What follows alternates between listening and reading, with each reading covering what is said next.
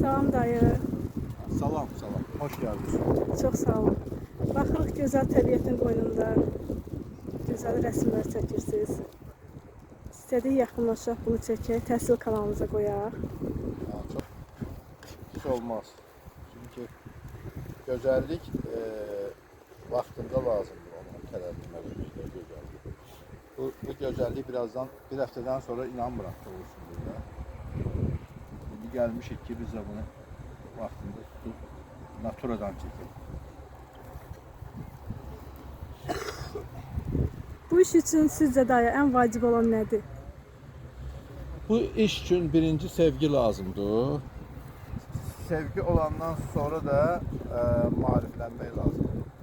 Yani ustad sənətkarlara baxır, onlardan öyrənmək lazımdır. İndiki zamanda internet var mesela, YouTube kanalı var, oradan öyrənmək olur.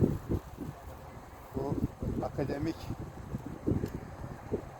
təhsil biraz lazımdır. Yani əsas şeylər o ki, işləməyə rəhkarlıqdır. Məsələn, bu rəhkarlığın etüd variantıdır da.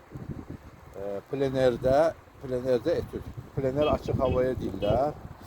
Etüd isə birbaşa. Yəni bir var ki, bu yağlı boyadır. Yağlı boyanı bir neçə etapla işləmək olur. Quruda.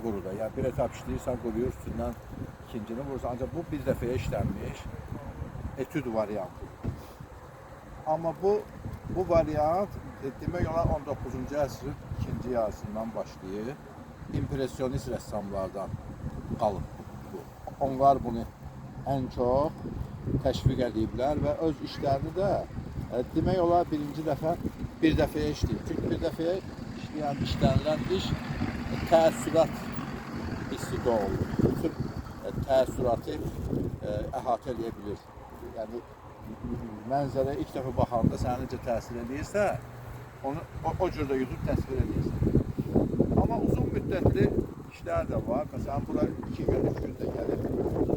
Bundan da böyük iş işləmək olar. Bundan da yəni ətraflı təfərrüatları ilə işləmək olar. Ətraflı məlumata görə çox sağ olun dayı.